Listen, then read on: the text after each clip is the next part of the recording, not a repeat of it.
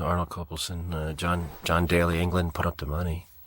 That was quite something. I couldn't get the money for 10 years, and a British company finally put it up and took a chance.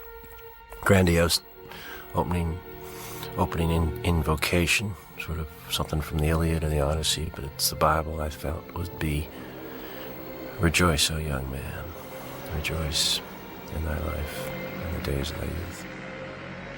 We put a lot of dust in there. It was hard to get this airport in the Philippines, in Manila, outside Manila. And we also get the planes. We didn't have a lot of money to make the movie, about $6 million, so it was all struggling. We got this gigantic plane through barter, and coming out of the belly of the whale, it was the first memory of a lot of my memory over there in Vietnam. When I arrived in September 1967, September 15th to be precise, it was my 21st birthday. Came out of these big planes on the way inland, actually from Cameron Bay back into places like Cu Chi. This would probably be like arriving at Cu Chi, or it could be from Cu Chi up to Dao Tiang, which was the third Brigade base camp where I was based in the rubber plantation, Michelin rubber plantation.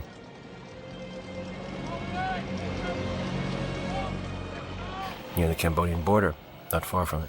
This, I remember seeing bodies coming out as we arrived. Various places, there'd always be bodies moving back. And obviously you can see that the guys who came into Vietnam were replacements. They just went filtered out for these dead people. They would be sent to the units where these dead people had come from. So we were all broken up when we arrived. Very few of us stayed together, from basic training, advanced training, or anything. We just were separated. Here's the returning veterans, and I looked for a man with a death's head. Crossing dollies, I remember we did that at the airport. That was an interesting shot. And Adagio by Samuel Barber sort of came about because we wanted a noble theme, a solemn theme, an austere one. And in the temp dub, while we were editing the film, we cut it to Barber. We asked our composer, Georges Delarue, French composer who worked with François Truffaut, to follow this style of this. And he worked very hard, Georges, and worked very difficult hours to match the majesty of Barber, but it's impossible. We ended up using much of George's music in the movie, and we'll see that later, but this opening theme could not be matched, so we went with the Adagio from the temp dub, and we left it into the final. I wanted to introduce the men in the platoon in this sequence, quiet silence of the jungle moving through bush.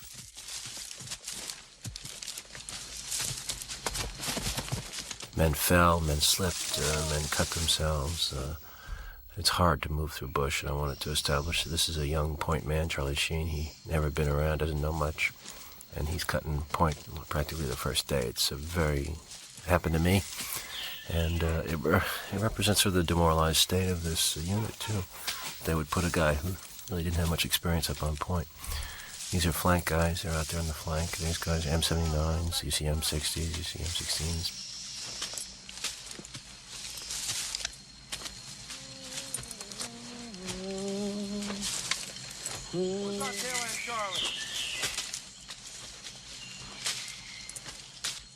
It's the faces of the young guys that is important too, because that's why I made all these troops go through 2 weeks of jungle training with Captain Dale Dye. They're our technical advisor.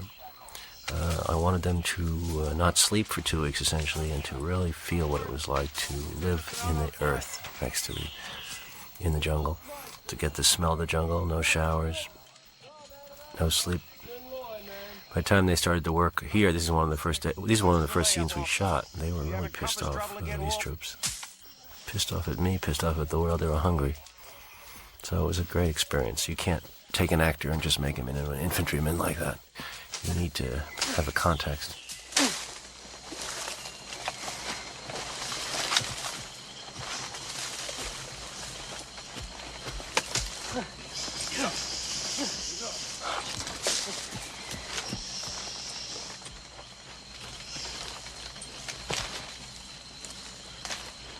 Get a move on, boy.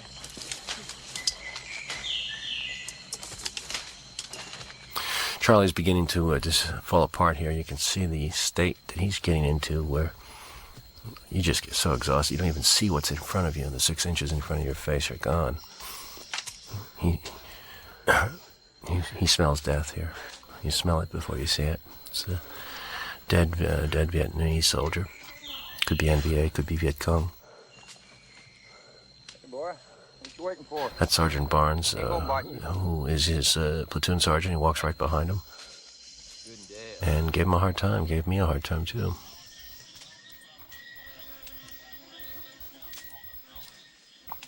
Set up the tension of the jungle, silence, the smell, the feel. All these young actors were really a pleasure to pick. They were Johnny Depp, Forrest Whitaker. They all moved on to do something with their lives, and this was like almost their first or second film roles. And it was just great to be with a bunch like this. It was sort of my fantasy of a John Sturges picture, like Magnificent Seven or something, but with youngsters. And I kind of sensed that these guys would be around for some years, and it would be a pleasure to sort of have known them in their youth. Tom Berenger had been on a downslide, I think, on TV stuff, and it was a pleasure to work with him. And it's fine. I always felt he was a rugged guy, and I was able to work with him and get his tougher side out there.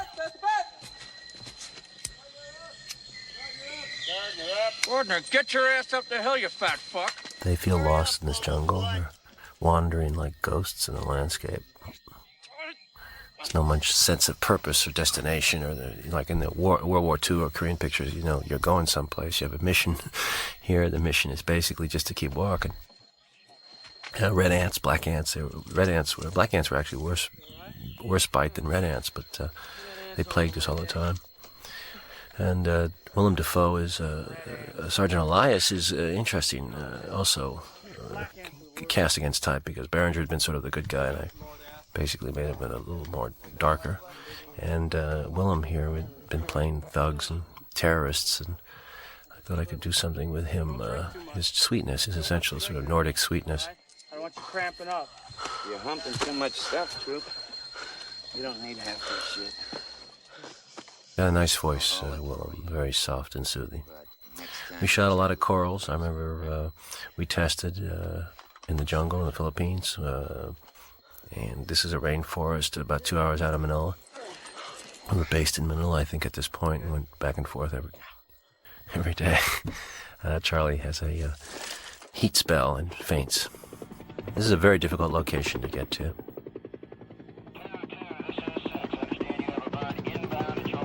Tough shot. A lot of close helicopter work. We almost got wiped out a couple of times. This is what we secured perimeters every night.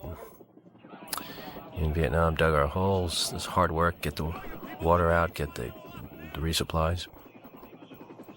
Another tough shot. You can see the actors are really struggling against the prop wash.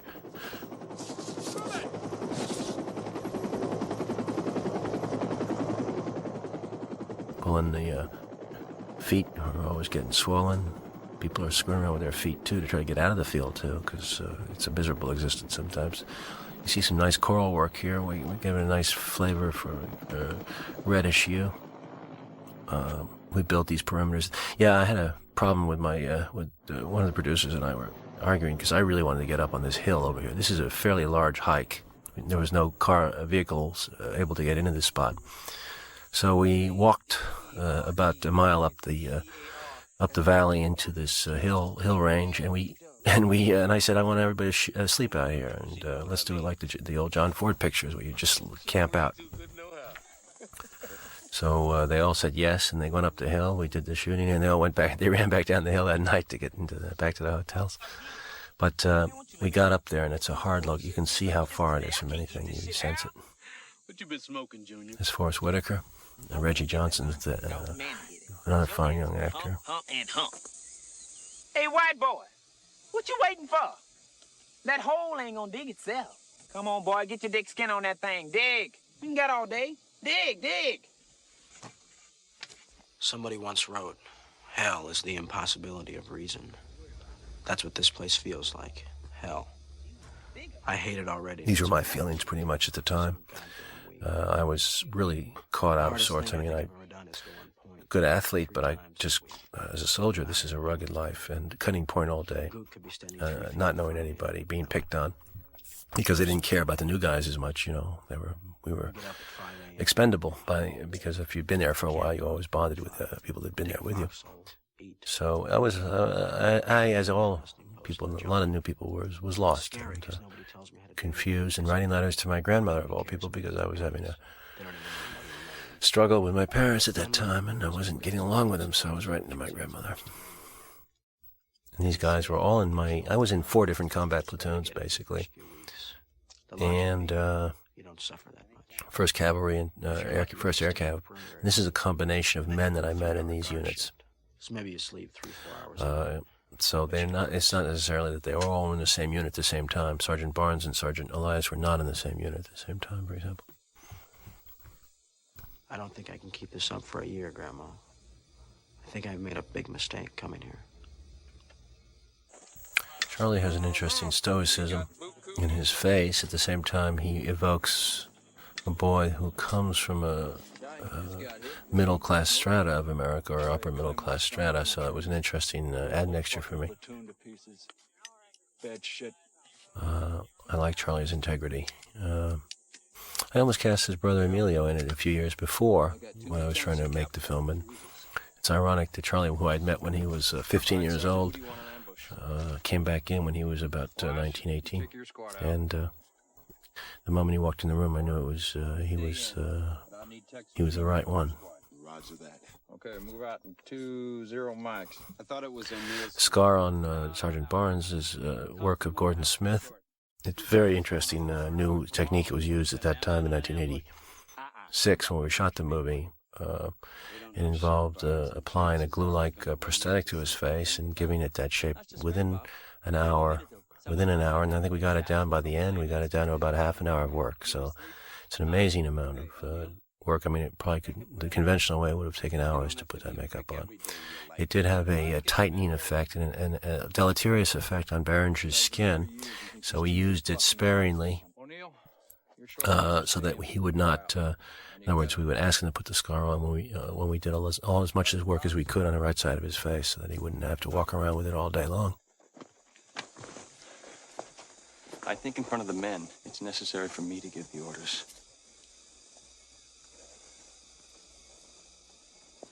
Beautiful Philippine foliage, colors, long lensing here in this valley. This is a shot done at the lip of night. One of my favorite shots. You see a storm coming up. On that ugly face of yours, Junior. God damn, man. You break your ass to the white man. No justice around here. What's O'Neill got? A nose up the lieutenant's ass already? How come we always get fucking ambushed? 'Cause it's politics, man. Politics. Hey, Chris, did I show you a picture of Lucy Jean? No, you didn't. She's the one for me, all right. That Lucy Jean. She's waiting for me, too. Yeah, she's real pretty. You're a lucky guy, Garner. Hey, you got a picture of your girl? No. I guess that leaves some unlucky girl back at home, don't it? I went with boys. This boy never acted before. I went with boys from southern towns, small towns, people with accents. I wanted to get as much of America as I could into the picture.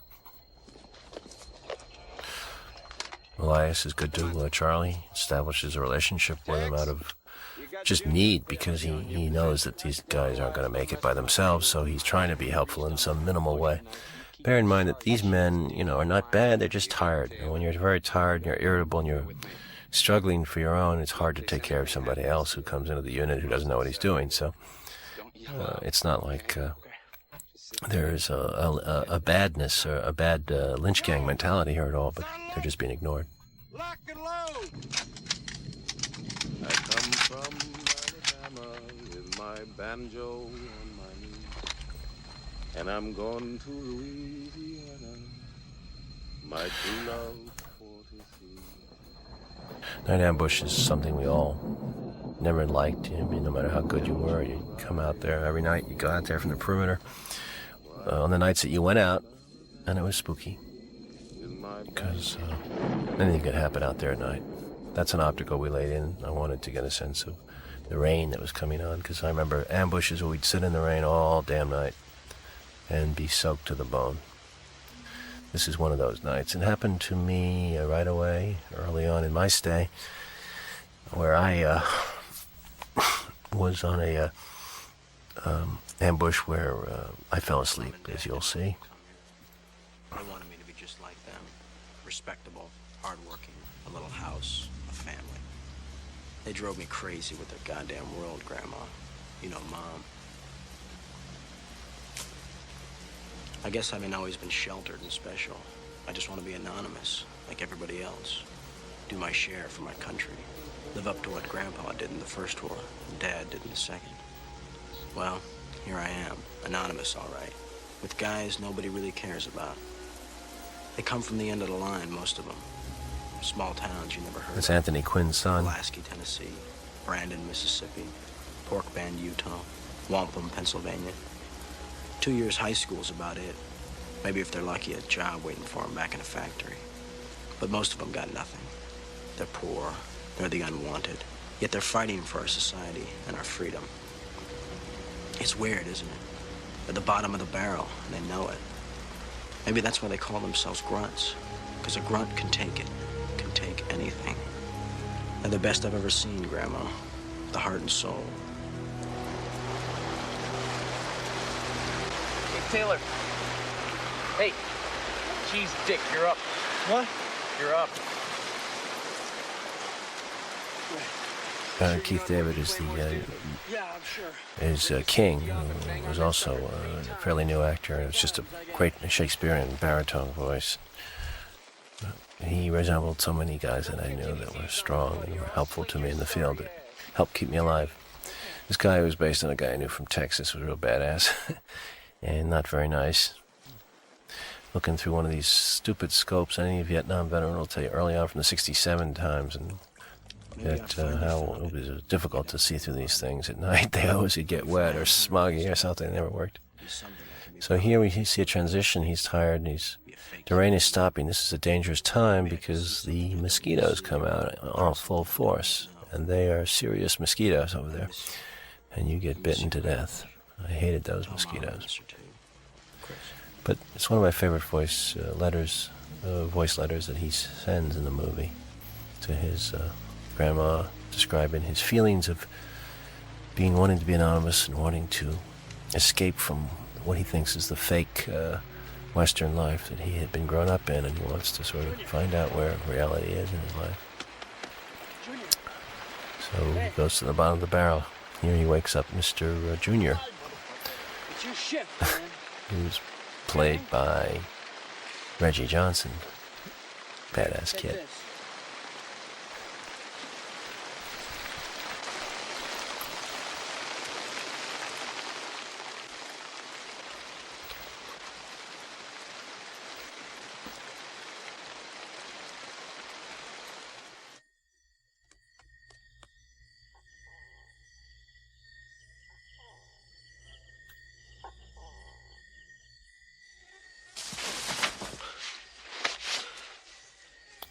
Reggie's obviously falling asleep. Chris Taylor, Charlie Sheen here jumps up, and he's just shocked awake. He knows something's up. Mosquitoes are eating him. You can see the bumps on his skin, big bumps. Everybody's asleep. You don't know where he is. The mosquitoes are killing him. You don't know what time it is. Can't even see his watch. Nice use of sound here to create a tension and a foreboding.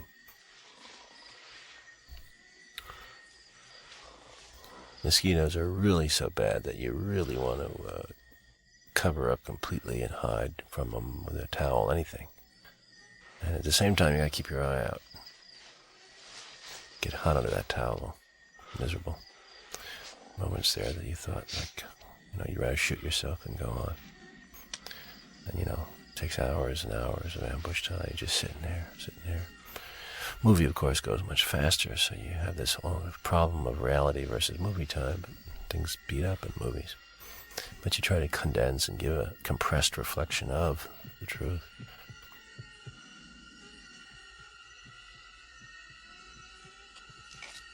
God, terrifying image to him. He sees, suddenly for the first time in his arrival in Vietnam, he sees the enemy. He looks at his claymore, and he can't reach it because he thinks that if he reaches for it, it's going to make noise and they will hear it and kill him. He's terrified. He's looking at his grenades because they told him to throw the grenades too. Don't fire. Blow your claymore, throw your grenades, and shoot your rifle in that order. That's the standard policy. He can't do any of it. He can't call for his other men. We put a wide-angle lens on the camera. It looks like they're further away from him. And the enemy's getting closer. They're going to see him any moment. He's terrified. He's frozen to the spot. He can't do anything. Nothing. He's dead.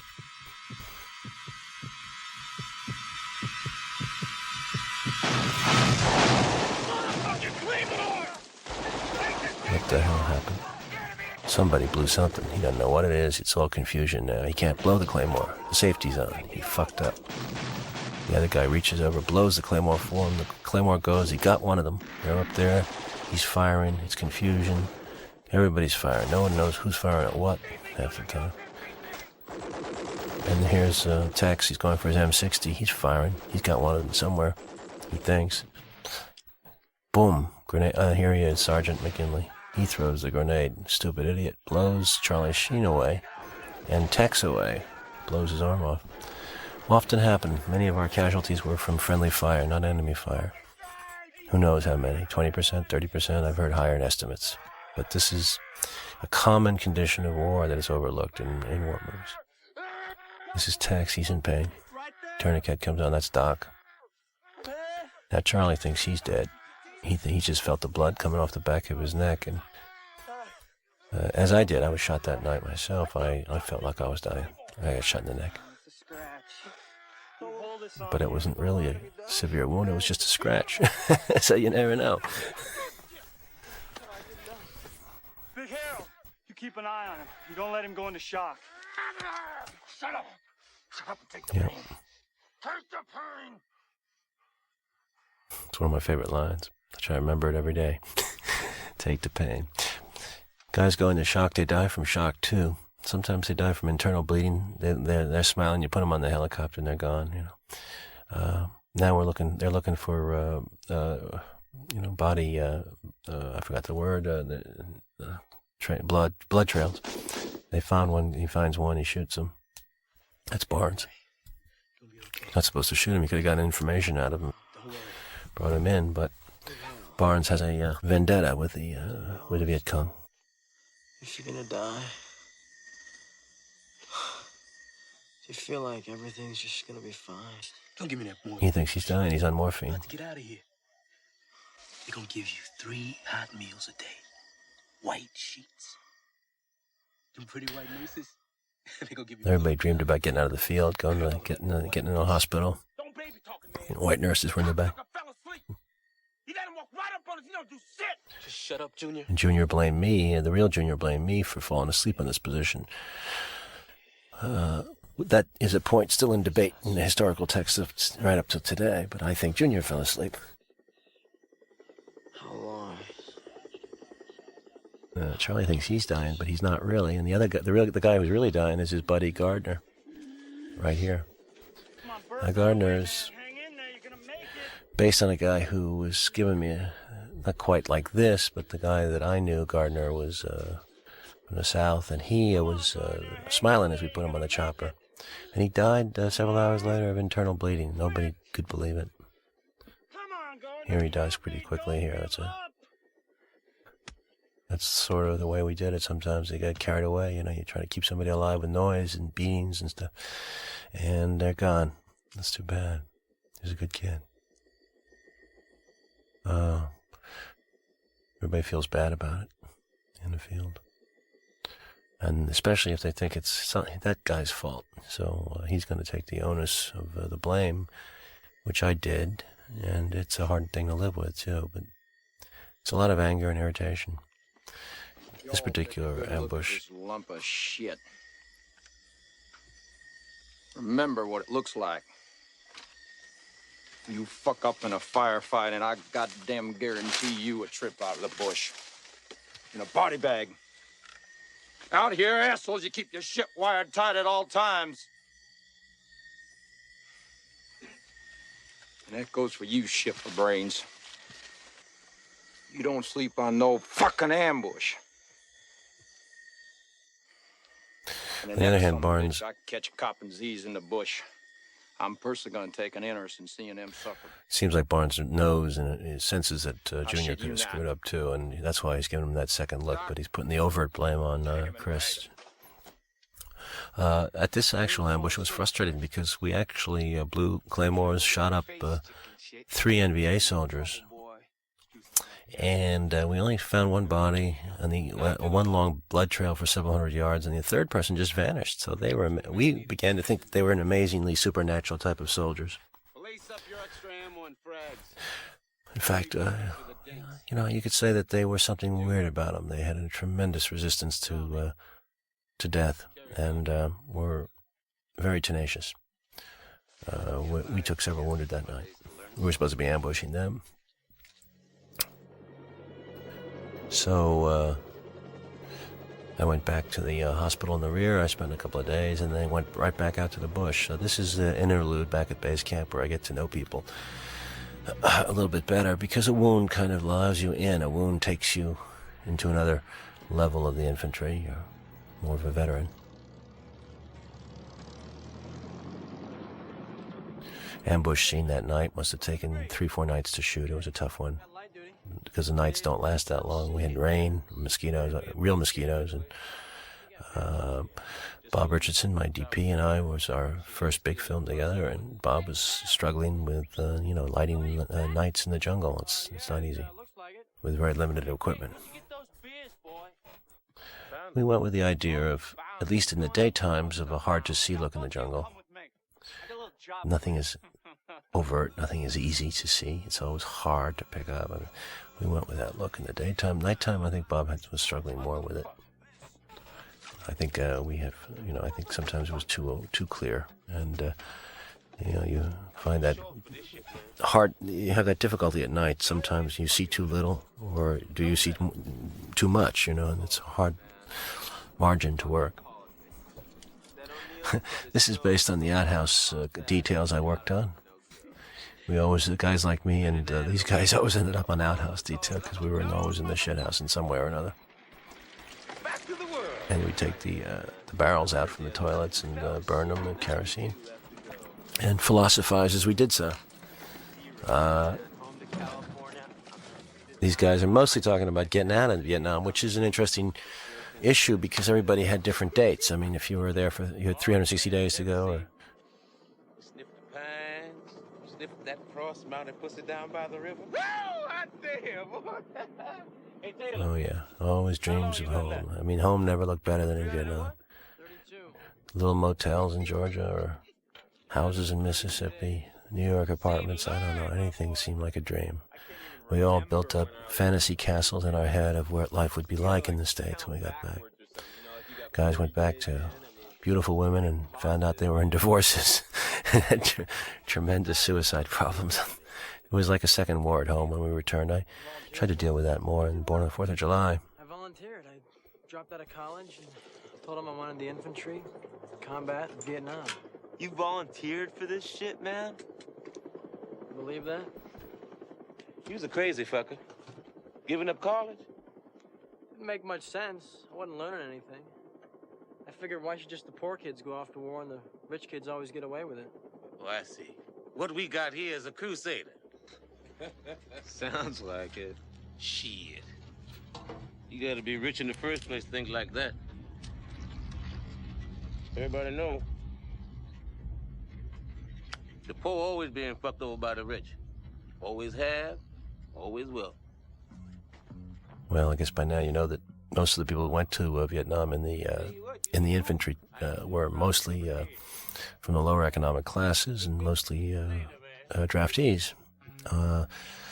Very few middle-class kids went, or upper-class, because they were basically shielded by a crazy set of laws that provided if you went to college or had a psychiatric deferment, you could get out of the war. So, as a result, it never really became a democratic war in that sense. It was more of a class war, and the pressure to end it did not come from the parents of those middle-class people who could have gone, because it would have, if they had gone and started to die in any great number, I believe that their parents would have ended that war much faster. This man here is Chris. He been resurrected.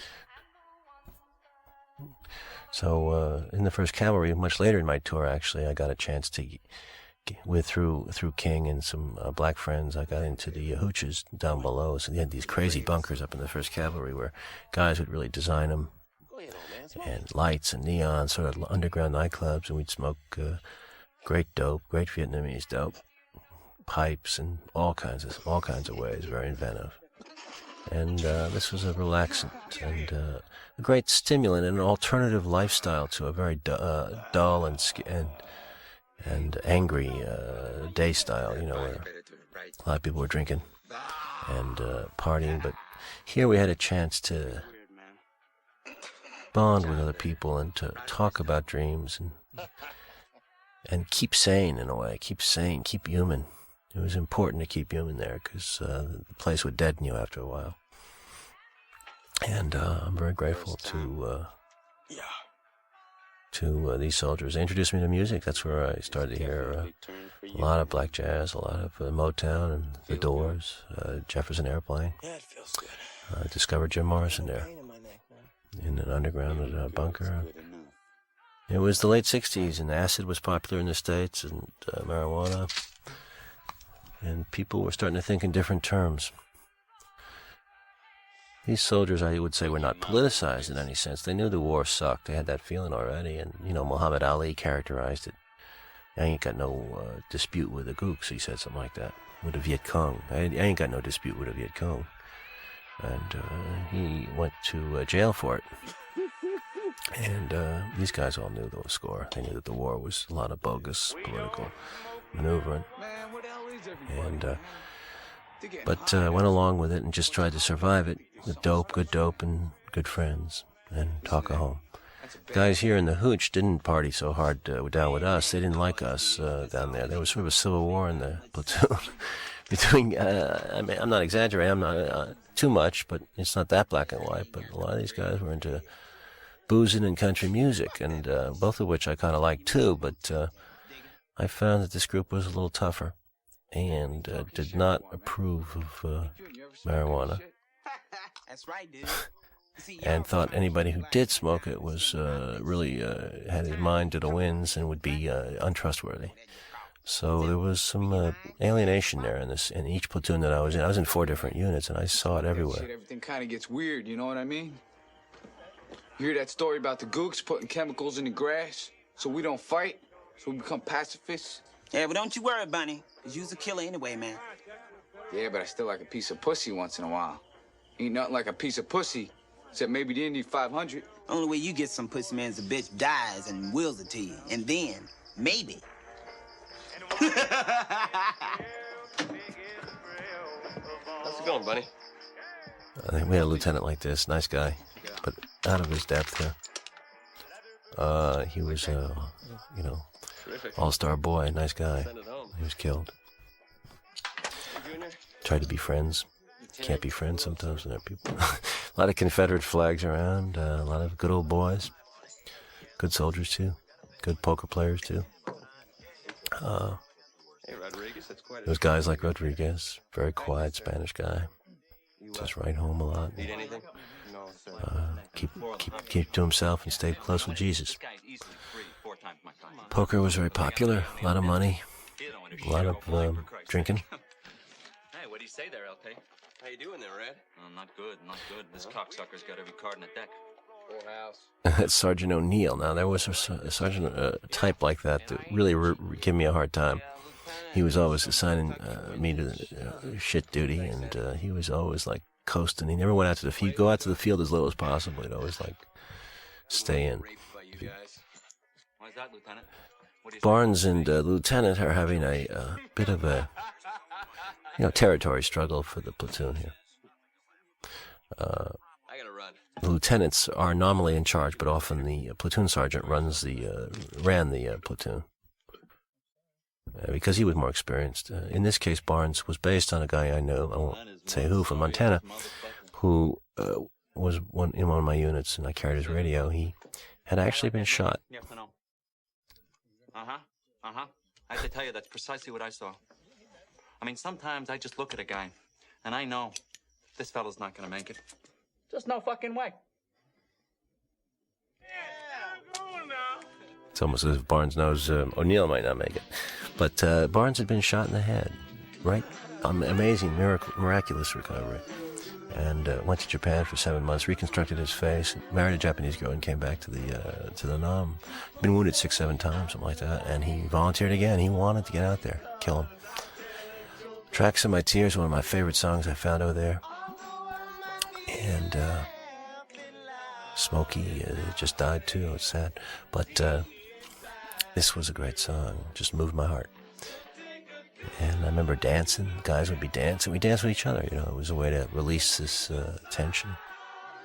And it was a good thing. It was a good thing to party like this. Kept us sane. And some of the guys would get out in the field. You know, we'd go nuts sometimes and want to kill the Vietnamese villagers or people that got in our way. And I think doing things like this kept us more balanced and kept us more human. And we wouldn't go out and kill people so quickly, you know, without respecting life a little more. I think respect for life is ingrained in that music. There's been a lot of movement near the Cambodian border. Regiments of NVA moving across. And the sense of humor, too. Firefights, ambushes.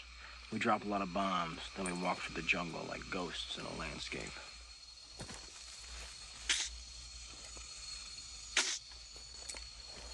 We went through jungle like this a lot. This is based on a lot of the search and destroy missions that we did. And then you'd walk up in the jungle. I was getting better on point. You can see it there. But you'd walk right up on something like this, and you wouldn't see it. And it'd be right there in front of you. Bunker. Right in front of you. A bunker. Where? You wouldn't see it. It could be 6 feet in front of you. It could be an NVA soldier looking at you. You wouldn't know it. It's hard to see in jungle. So you have to trust your senses. It's all visceral.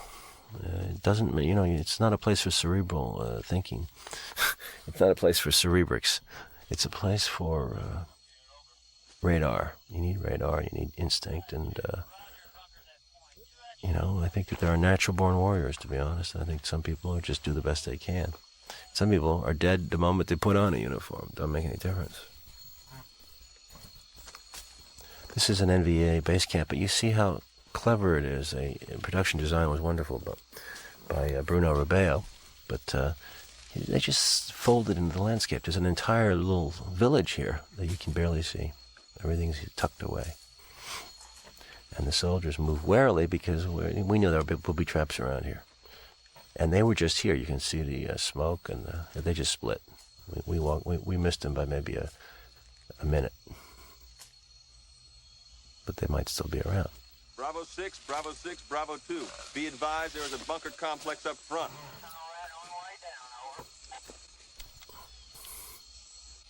See you next week. Defoe, character of Elias, is also a tunnel rat.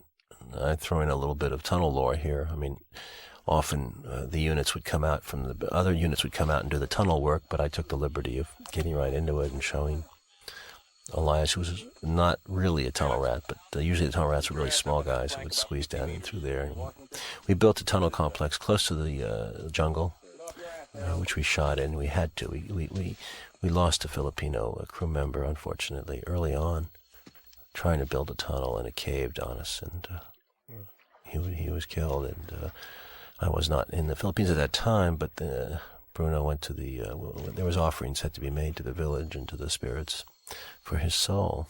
And the film was tough to shoot. There were snake bites a couple of times, and there was a lot of, fatigue and flu and colds and giving in to the roughness of the temperature. On day 42, I remember standing out there. I was one of the few left from the first crew that was out there still. We had a very bad day. A lot of people didn't show up that night. So I think we were calling in like 70% sick on some days. I was basically people were fatigued. It wasn't gameplay, it was just fatigue. This is a guy named John Glover from Boston. This is Richard Edson, who went on to do some Jim Jarmusch pictures. And he was also in the band The Lounge Lizards.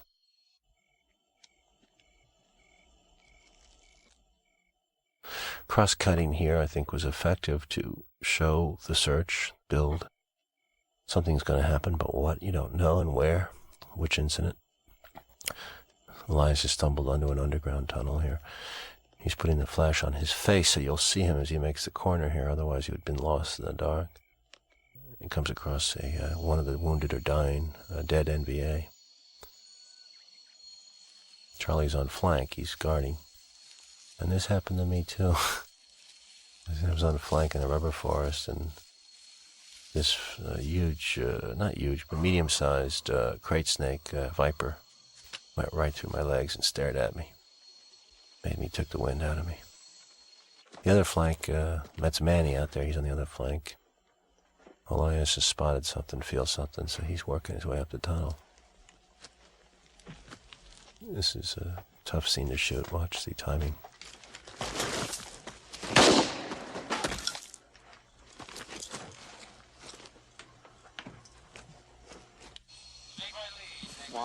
Watch it.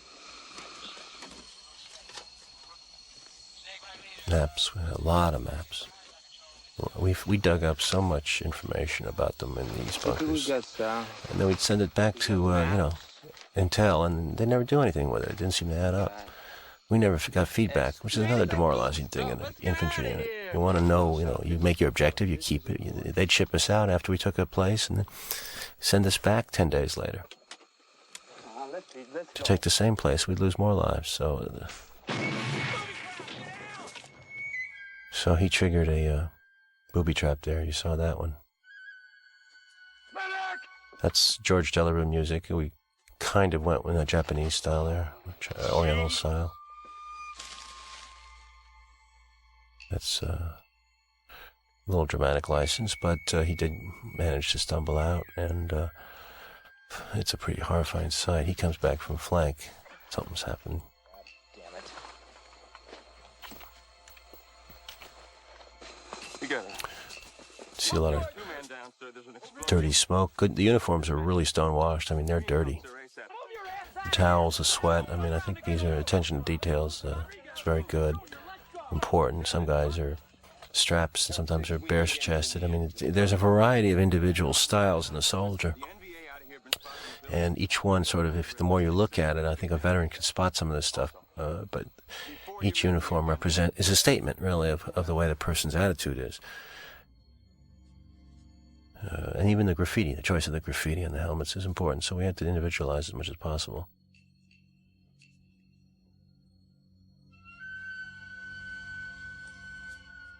Barnes is loved by his men because he cares for them.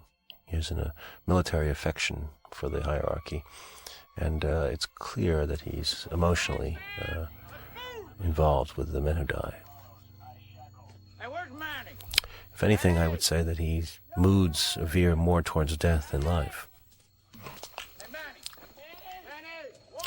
So this NVA bunker sequence took maybe 3 days to shoot. And I really like study the camera movements, the choreography of camera as we reveal people, and I thought it was very nicely done. Keep a sinuous, almost serpent-like quality to the moves and reveals and pulling of, racking the focus and walking people in and out of frames, circling around. As you saw, Manny vanished. Missing in action. There were a lot of, not a lot, but there was a few MIAs, and that happens in war. We don't know what happened. Manny was taken off the flank, and here we reveal one of the more basic fears we all have of being captured and cut up and castrated alone. Indian country feeling.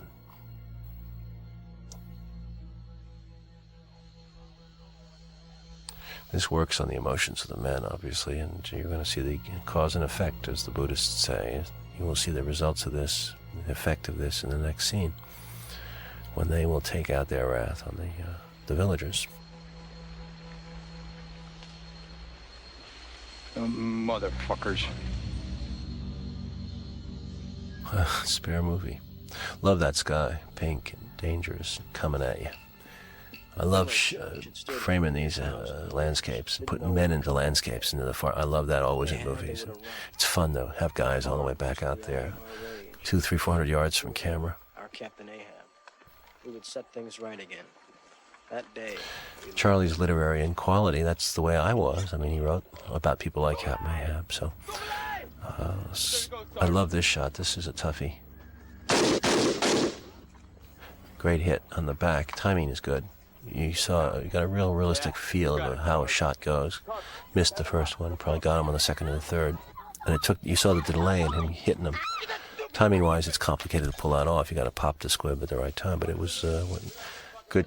I had a terrific Filipino crew, assistant directors and stunt guys and special effects helpers that were really terrific with Yves Bono on special effects. Yves Bono was an Englishman. And he did everything almost first with his hands himself. But nobody got hurt in the special effects crew.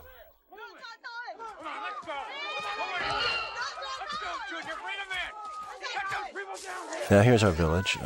This one was a tough one because we had to build it. We stocked it with as many Vietnamese as we could get with a limited budget.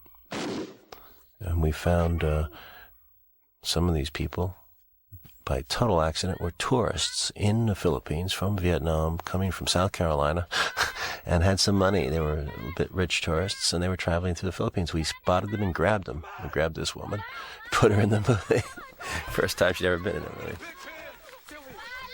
She's actually an upper class Vietnamese from probably from Saigon, playing a peasant woman. But her English was, she understood what I was saying. We pulled people out of bunkers all the time. We blew the bunkers if they didn't get out. The others didn't get out. This is a tough shot, actually.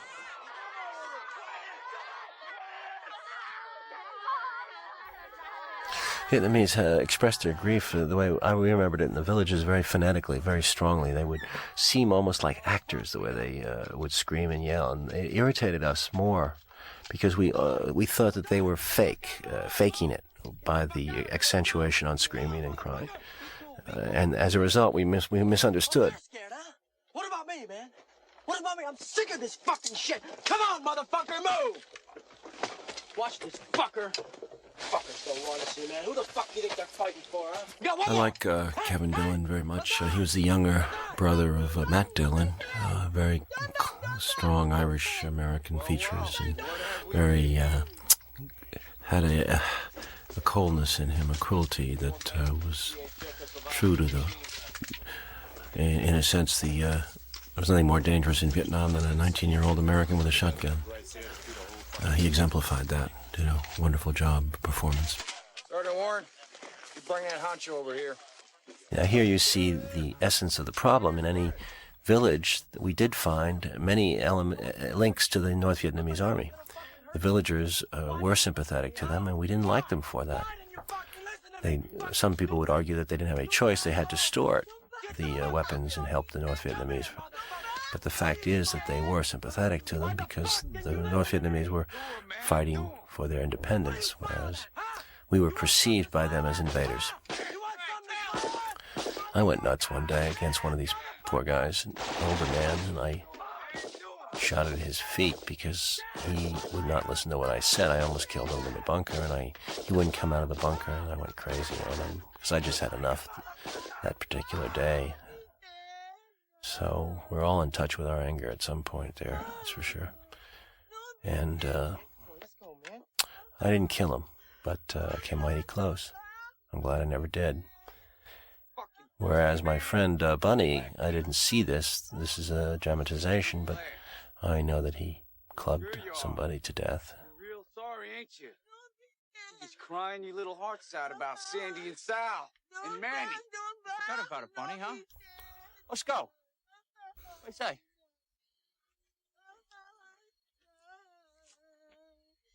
This is a retard.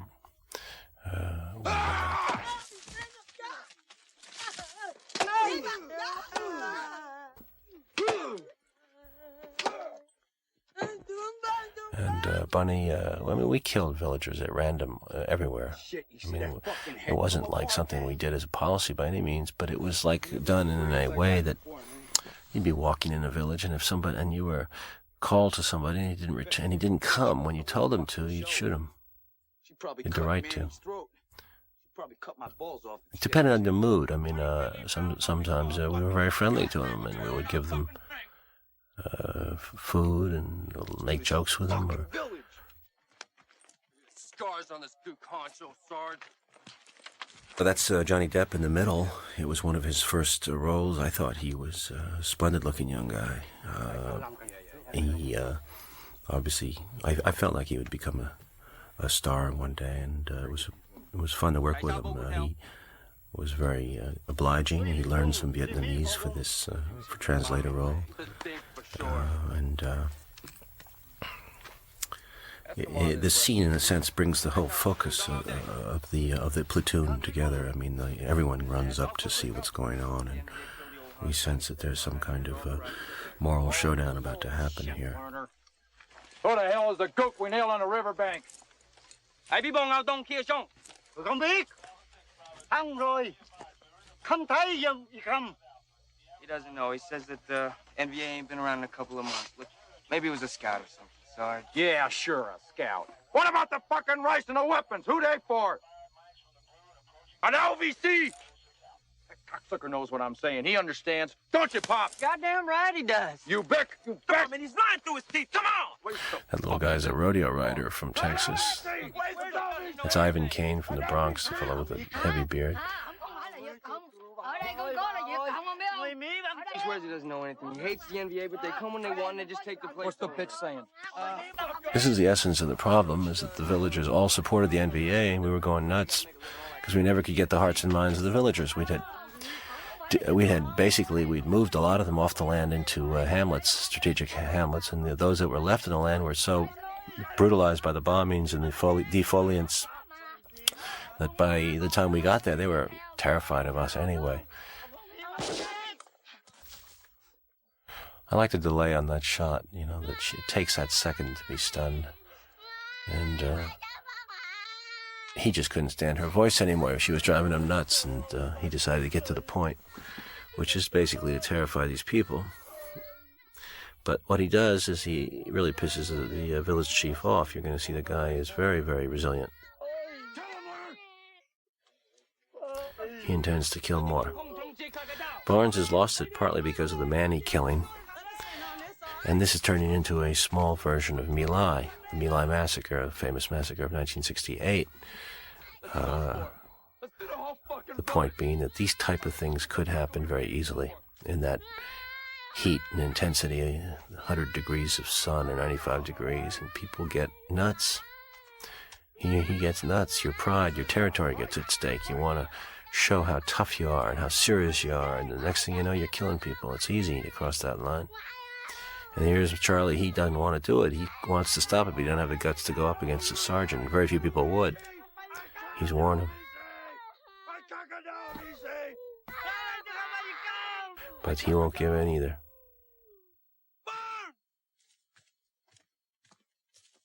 So, seemed like a good spot to have Elias get us out of this hole before we get into another My Lai.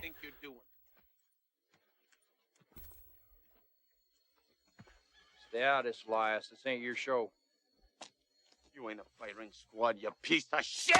Come on, Bert! Nice, no! Fight in the dust. I always wanted to do something like that, you know.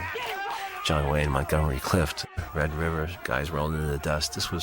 I love this shot, these graphics with these, all the two sides of the platoon are leaning in from both directions. You sense sort of like almost a Homeric battle here between two giants, titans. The men separated them. Look at there, you see, comes back at him. Nope. I love this, break it up. Look at the dust. Look at his face there. He looks like a silent film star with those eyes. Lights flaring off Elias. He's gone nuts too.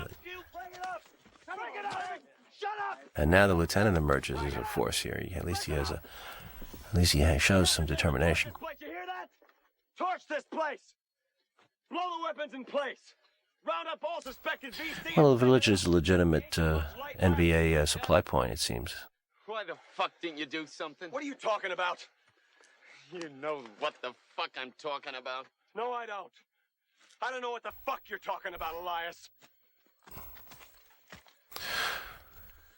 There's a good shot here. Barnes is obviously, this is a very strong it's an interesting legal point. You know, if there had been a court-martial, what would have happened?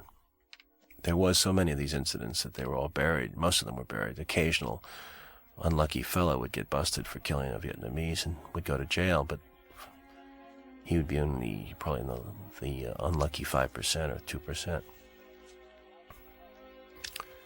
On the other hand, it was a village with known enemy sympathizers, and the orders were to torch it. So you would get into this gray area, this dilemma of where the villagers are the villagers NVA and North Vietnamese and sympathizers and allies, or are they not? Here they're putting a white phosphorus grenade in the rice storage bin. That's one of the effective ways to destroy the rice. There's acid and fire in that grenade. Here they're grenading the well, blowing out the water supply. Here we are herding the villagers. This scene had a lot of impact on people. People told me about it, especially the barber comes in. Here, I was in a situation. It was another day, but I saved a girl once from being raped and killed, probably. And I thought this was a good time for Charlie to show some colors.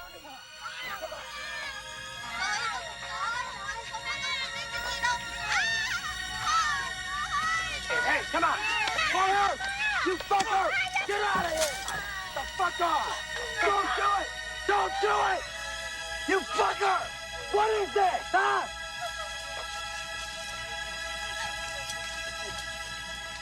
You homosexual, Taylor? What the fuck is your problem, Taylor? She's a fucking thing. She's a fucking human being, man! Fuck you! Pull a fucking cherry, Taylor. Fucking animal! All of you, you fucking animals! Fucking me. Fuck. You don't belong in the Nam, man. This ain't your place at all. Don't fucking get it, do you, man? You just don't fucking get it. That's the way it was. He didn't talk too much about it, but it just didn't get it. Some guys did, some guys didn't. But Elias sees Chris behaving like this. I think that's important. Come on, guys. Please up your dick. Let's get out of here. So I said this scene had some impact.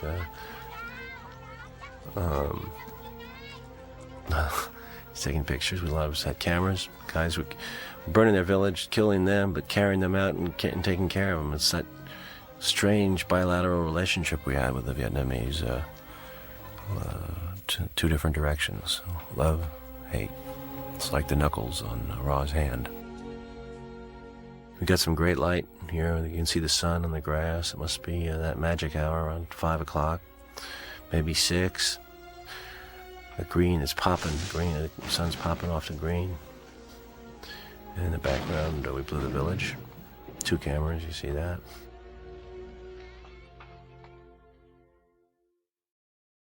So here we are. We're back in the perimeter that night.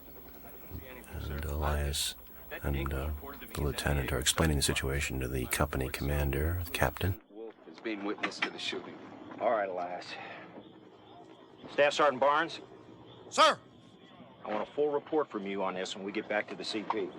You got it, Dye, and I can throw in plenty of eyewitnesses if you want, sir. Not now, goddammit. That's Dale Dye, my military advisor, Get into this when we get back to the base camp.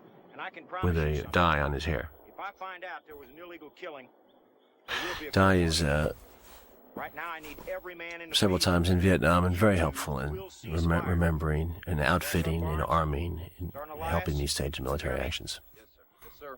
Now we're going back into that NVA bunker complex tomorrow, this time from the east. You people get some rest. Be back up here at the CP at night. In this particular scene, this is an interesting hinge to the film because he is telling Barnes that he is going to be, the charges are going to be looked into. So now Barnes does have something to lose. If his career, his military career, his promotions, everything could be jeopardized by an Article 15 or a court-martial situation. So there's something at stake going on. but the commanding officer doesn't want to pursue it now. Obviously, we're in the field. We're going back into the NVA bunker complex. Why? This is why we always wonder why we had to go back to places where we'd lost people. Now, this is an interesting thing that happened a lot. We'd go back and circle around, take more casualties. Here you'll see the Bloods talking together and bitching about what the white man's doing to them. It's the white man's war. It's really getting out of hand, man. It's blown way out of control. Seems to me you don't seem to know the difference. The way you shoot up that And drugs was an issue, and also towards the later part of my tour in '68, that's when I started to feel there was much more racial dissension. In my earlier part of the tour, I didn't feel that at all. I felt like they were more unified, and I was befriended by many black soldiers, but I felt there was a lot of angry ones too, especially after Martin Luther King and Malcolm X were killed in the United States. No need of time for courtroom out here. Barnes sums up his vigilante feelings about war. How'd it go there, Bob? Yeah, that way, Sarge. Fucking Elias, man. He's a fucking rat, that's what he is. The platoon is really dividing now over this issue at the village. Half the platoon's going with Bob Barnes. They're worried. The other half is going with Elias. But Bob is worried because basically, fundamentally, he's a military man. And promotions and rank and all that stuff matters to him. And he knows he's screwed if he gets into a pissing contest in a legal situation. Elias sums up his feelings about the war here. There's no right or wrong in them. Put those stars in. That's a nice way of putting it. I couldn't at that time find an Indian actor who conveyed to me the essence of Elias successfully. And I looked. So I ended up casting a Dutch actor out of New York. I was very impressed with Willem's performance in To Live and Die in L.A. And the moment I saw him, I felt that he looked so evil and seductive and interesting that I thought that we could go the other way with that, that sense of strangeness. We're gonna lose this war. Come on. You really think so? Us? We've been kicking other people's asses for so long, I figure it's time we got ours kicked.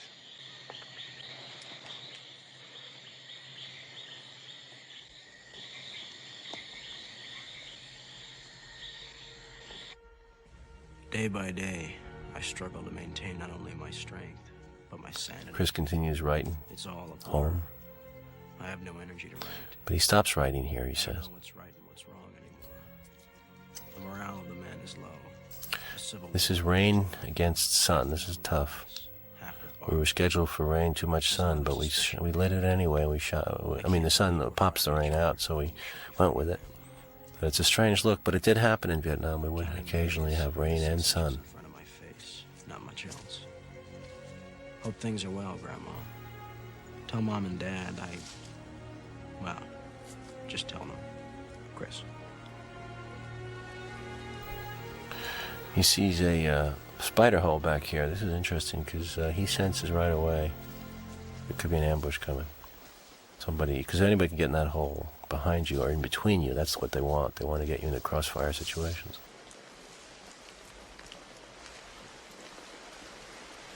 Hey, big boy. I know you thought you had that laundry gig. Well, I forgot about the leeches. We had a lot of leeches. Go right up your socks into your socks. Some of them, when it really rained a lot, one time we got stuck out 12 days. There's a leech on his face. You can see them everywhere. They'd come right up on sometimes they come right up your penis canal, or your anal canal, or your ears, your nose. They get in overnight. Some guys had to be evacuated. He had an inflated leech in his intestine, and they had to cut it out, operate him. This is based on an ambush that happened to me on January 15th, 1968. We got picked off like... we took 35 wounded, I think. 4 or 5 dead. And we didn't even see one of them.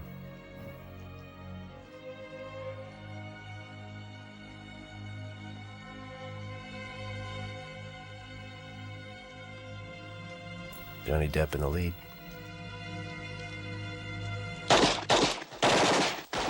guy in a bunker. You see there's an explosion right there. They got them. Those are mortars. They're walking mortars in. RPGs are going to come next. RPGs are rockets, and the most dangerous of all. Charlie comes running up. Good baseball slide there. You see the mud. He slid in the extra 3 feet.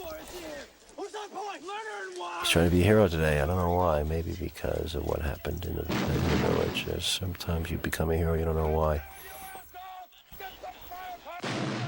You give enough, you know, you just get sick of it. Good sound effects here. Good thuds, good concussions. This is sort of the Terminator era, so we were still working with a lot of more primitive sound effect system. We've since enhanced a lot of the artillery on board on the 4th of July and Heaven and Earth.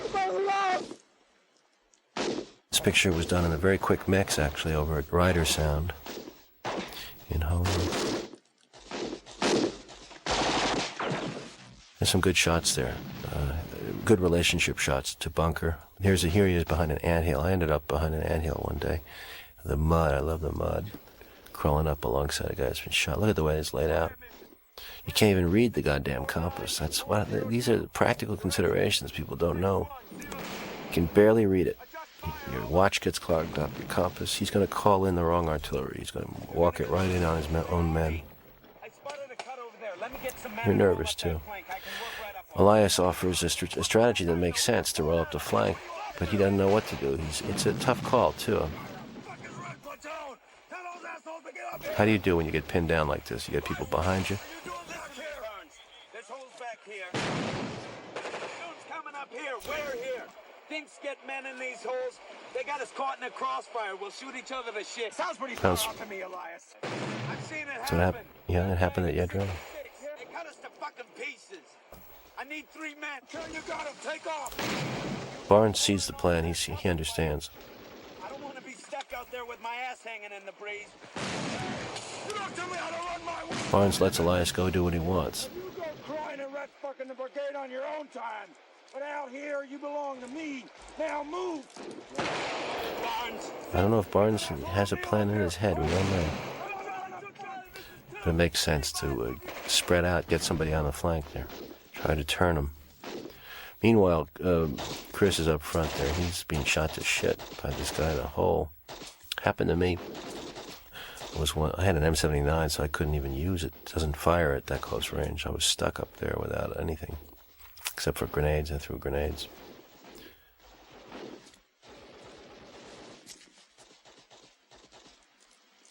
The guy was popping up, you see. Didn't know that he had a grenade. Was in the hole. That was his first kill. Well, his first known kill, anyway. And he's gone up to his friend Johnny Depp. Meanwhile, King's been able to get up in the M60. You always need to try to get that M60 up front. And try to lay out some fire. You got a lot of fun. Modern firepower is very cutting. I mean, it's intense. If you can lay out, the theory is if you can lay out fire, you can cut your casualties, and you know. Oh shit! This guy is fucked. He just looked up in time to see his own artillery coming down on him. These are some good shots. Oh man, that guy got buried. He got shrapnel all over his back. And he's hot, you see, because you get shrapnel in your back too. You're really boiling. Barnes is taking out the shrapnel. You see the smoke coming off his shirt there. That's cool.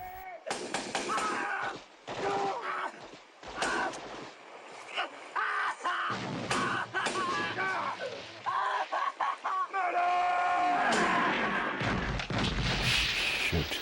It's horrible to be that artillery and bombs. He trips the satchel. That's what happened to me. So a friend of mine's, not a friend, a guy I was with. Great shot. A guy I was with tripped a satchel. I got wounded my second time on January 15th. I got shot in the shrapnel in the legs and the ass. So they're trying to regroup in the back here, get their wounded back. This is a sad scene for Chris. He knows his friend is really in bad shape, may not make it, and it inspires Chris to in a strange way to get back into the fight and make good. A sense of vengeance and sets in, and as often the case of brings out the heroism. Chain reaction, cause and effect. Barnes is really pissed off at the lieutenant for doing this. You ignorant asshole! What the fuck coordinates you given? You waste a lot of people up there with your fucked up fire mission. You know that? You know that? Puts his helmet on the wrong way. It's mosquito repellent over on the helmet there, that helmet band liner. Meanwhile, Elias is out on flank. He's trying to turn the flank. He's got Charlie Sheen with him and Francesco Quinn, who's Anthony Quinn's son, and Chris Peterson. Stagger yourself across this line. Shoot anything that moves. They'll be coming from over there. Elias feels that they're going to try to come in between the two platoons, and so they're going to have a bigger day. They're going to really wipe out two platoons here. So it's important action that he does. Third platoon's coming up to our rear, so watch for him. Hey, can I go with you? No. We'll move faster alone.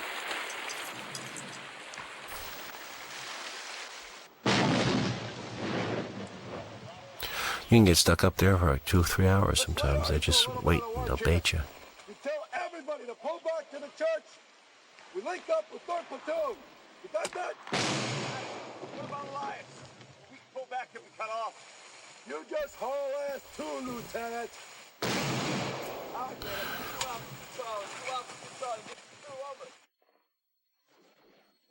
Rain's stopping. A few minutes have gone by. A lot of fog. Early jungle fog. They're coming all right. And these 4 guys are going to try to stop them.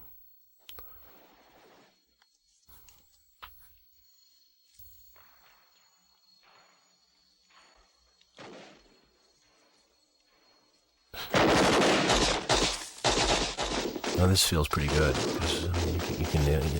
You've been nailed all day, and then you get them. So these guys are really excited. I got 2 of them fuckers, man. I got 1. Hooch him, man. Stop. And they glow. I mean, you go crazy. It's gonna be a long, frustrating war. You don't see them often. When you see them, you get them. It's amazing. It's like fishing or hunting, except you're dealing with human lives. You realize it later in your life, but right then and there, when you're a kid, it's part of the game. Sarge, there's a bunch of goose came through there. We got 3 of them fuckers. Hey, did you hear the arty shift? We're pulling back. So Barnes is shifting the artillery. He's pulling back the troops, and he's got Elias out there. I'll get him. You get Crawford in now before you Article 15 both your asses. Move. Come on, move it.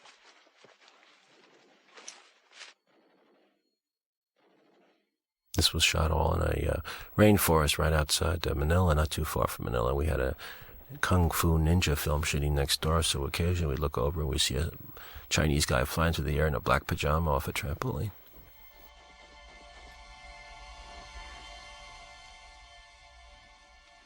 We built one of these, some of these shots, we look closely, we built a dolly here in the jungle that was about 90 feet long, 120 feet long, and we just whipped it through there. I mean, it's hard dolly because this jungle is not even layered, so we had to put a lot of, compensations in the dolly, and boy, we were flying down these tracks. These guys are really running. They're trying to get in between the American platoons. Elias is the only thing that can prevent them from doing so. And he's running counter direction. You see left to right, right to left. They're coming, he's coming. That's a tough shot in the jungle. And they are running, these guys. And boom, they meet.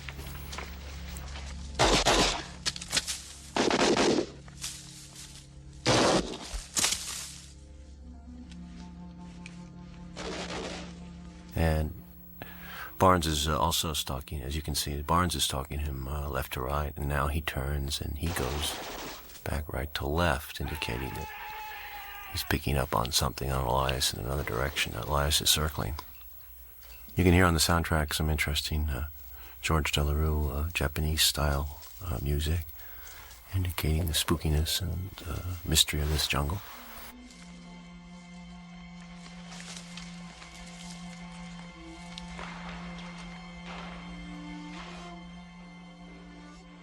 Meanwhile, back at the perimeter, they're restocking, putting the wounded and the dying in.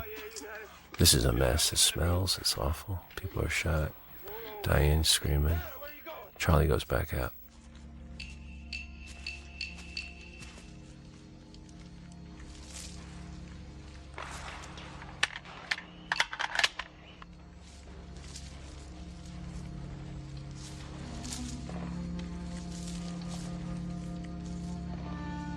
It's a coal shot moving to a bush on a track coming in on him. Here he is. This is cool. We laid mist on the floor. He thinks it's an NVA. Now he realizes. He thinks it's Barnes. Okay, he's okay. He smiles. Barnes lets up. Oh, it's Elias. You see, he didn't even decide until now. Good friends, right? Right, Jack. Elias gets it. So does Barnes. Boom. Can't hesitate when you're a warrior. I don't think he planned it. I think it's an interesting equation that grew out of this coincidence that Elias got stretched out, and Barnes just took advantage of that situation. Get rid of the trial, too. No, he didn't count on this punk. Elias is dead. Fall back with a platoon. Keep going. Tom Berenger seems to have a bit of a guilt complex there. Charlie really doesn't know what to do, to go with him or try to look for Elias. It's hopeless to look for him. A nice reverse dollies in there, kind of going in on Chris and reversing to Barnes. This sequence coming up is really tough to shoot. We were in choppers in and out, on the ground, above the ground. This is a tough one. Bodies moving towards the chopper for evacuation. Wind, awash. Good wounds, good makeup. Look at these guys, they're really struggling. Some of them are getting out though, and they're happy. Some of these actors are finishing today, too. We shot in sequence. So they're getting home, going home, they're getting out of this mess. Yeah, that happened a lot. Wash and knock off the bodies. That's great makeup on those dead bodies. It's a good shot coming up. Yeah, I told him, lift him. Just lift him. I don't care how you get him up. Just drag it. Make it awkward. Make it ugly. It's hard carrying guys. Faces are good, though. They got that rigor mortis look.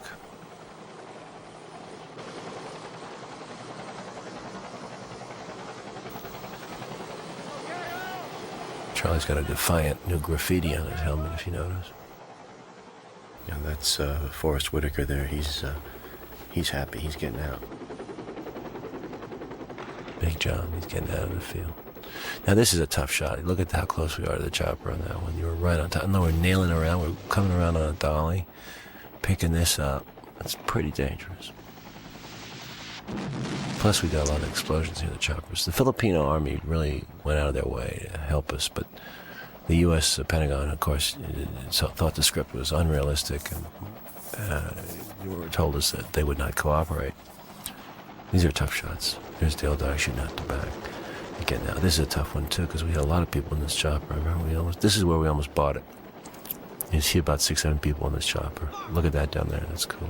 And the air coming up. We were too many people with the camera equipment, the sound equipment. There's just too many people in this chopper. We almost went right into the side of the mountain there on the ravine. But there's slow motion shot. Back down. Go back down there because they got Elias there. You see, they just spotted him. He wasn't killed by Barnes's bullet. So I got a little operatic here. Obviously, Elias didn't die this grandiose, but what the hell? It's only a movie.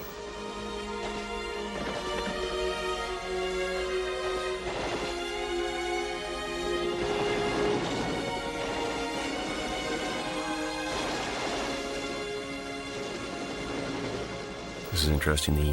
We have the NBA shooting at the, keeping the air support from getting too close, and they're getting blown to smithereens. The squibs in the ground, that's tough, complicated. Great shot, though, with long lens. Seeing them in the background, double, triple actions.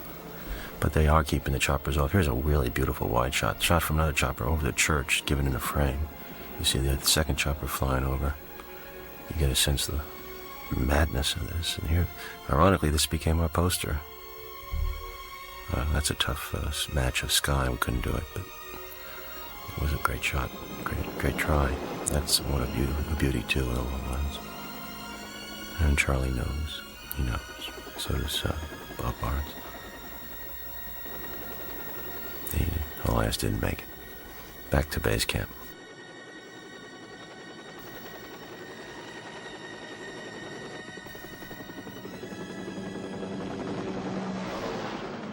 This is a good shot coming to the base camp. That's a 6 o'clock magic hour shot.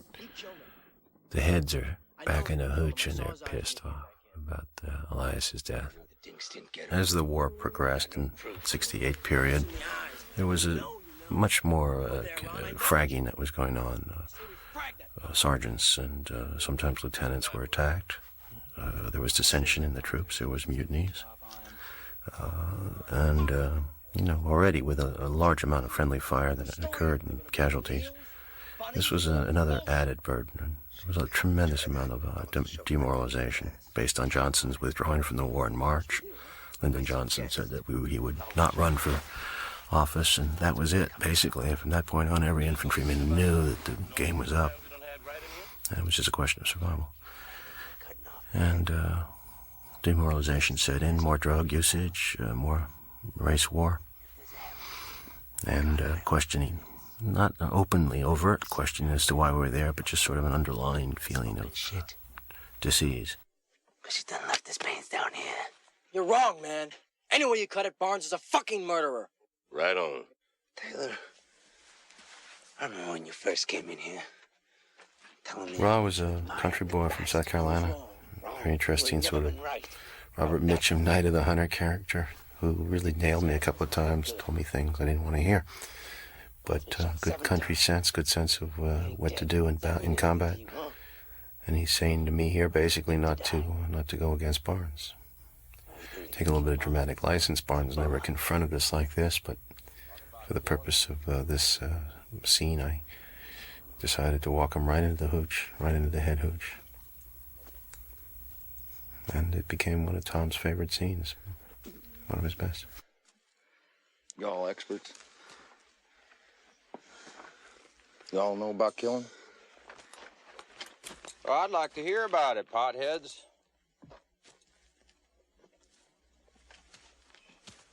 Barnes was not a person who liked potheads at all.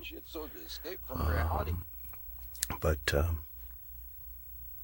yeah, I don't need this shit. I took the liberty, as I said in the scene, to push it. And they're coming to a head here, in a conclusion. I am reality.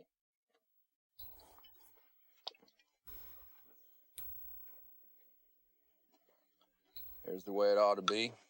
There's the way it is. That's kind of the feeling I had, that Elias was full of shit. Charlie was an idealist.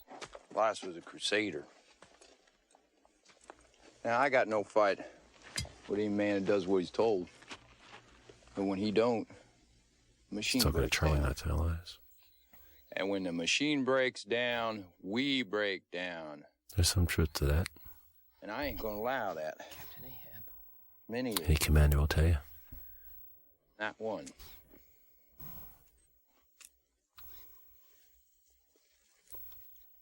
There, Elias had an element of individuality that works against the machine.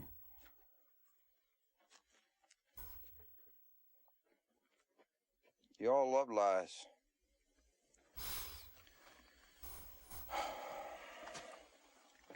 You want to kick ass. Most Americans that I talked to sided with Barnes in this dispute. Well, here I am, all by my lonesome. And ain't nobody gonna know.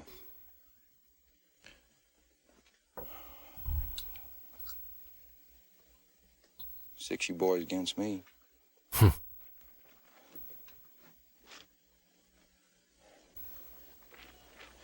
Kill me.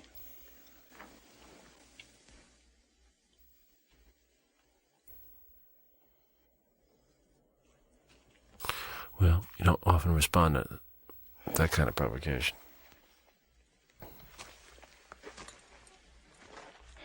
It's a provocation that's hard to resist. Chris falls for it. And he's not the street fighter that Barnes is, and he loses quite quickly.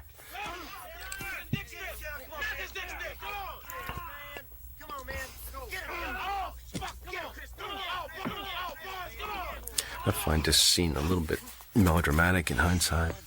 I'd probably do it differently if I were directing it now. But,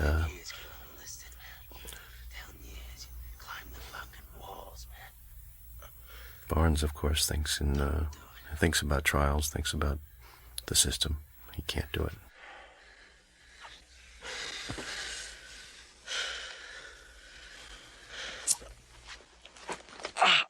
Takes Charlie's cherry, in a sense, there. Warns him off. Death? Well, you all know about death. Couldn't resist this line. Of course, it's a little bit melodramatic, but I just couldn't resist that kind of thing. He's a little drunk, as you can see. He bangs against the crate there, so he might be presumed to say something like that. I felt that about Barnes, that he had that dead eyes. He'd been to death. He'd been back across the Gulf. That's what gave him his power over men.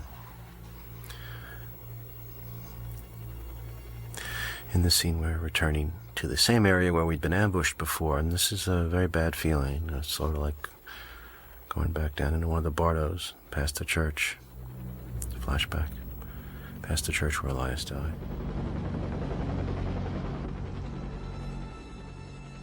I built this 2-battalion perimeter for the film because I wanted to match this battle I had on January 1, 1968. We were about 2 battalions, but weak battalions, not fully loaded, and we were hit by 5,000 North Vietnamese. Somewhere out there was the entire 141st NVA regiment. It was near a place called Sui Cut on the Vietnamese maps, S-U-O-I-K-U-T. It was called Firebase Bert, B-U-R-T, by the Americans. And it was some hell of a firefight. It wasn't much written about. In fact, I never saw it written about in any military history.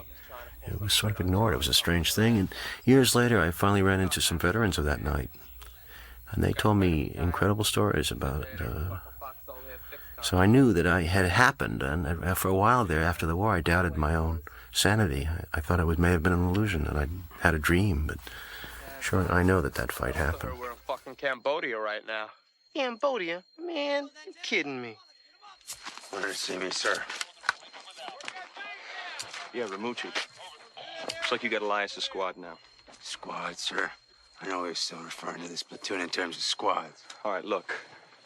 I want you to take those 2 holes right there and there. You're tying it off. Well, by this time, the lieutenant's really toughened up, but as you can see, he's toughened up in a sort of negative way, and frustration is high. And represents every platoon, every company was undermanned by January, February. Been a lot of wounded being shipped out. A lot of people went to the rear. So we were carrying, 2 men on foxholes all night. Sometimes we'd double, be up half the night. Just don't give a flying fuck anymore.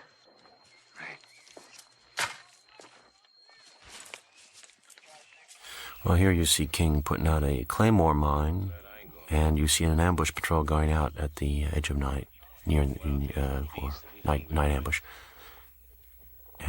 People are pretty down here. King is going home any day. He's pissed off because he's still out in the bush, and he should be back in the rear at this point. He's got, I think, 10 days left. What's the matter with you, man? How come you ain't writing nobody? What about your folks? That grandma you was telling me about? Girl? I sense that Chris has changed. He doesn't need to write, doesn't want to write anymore, doesn't believe anymore. Something's troubling him.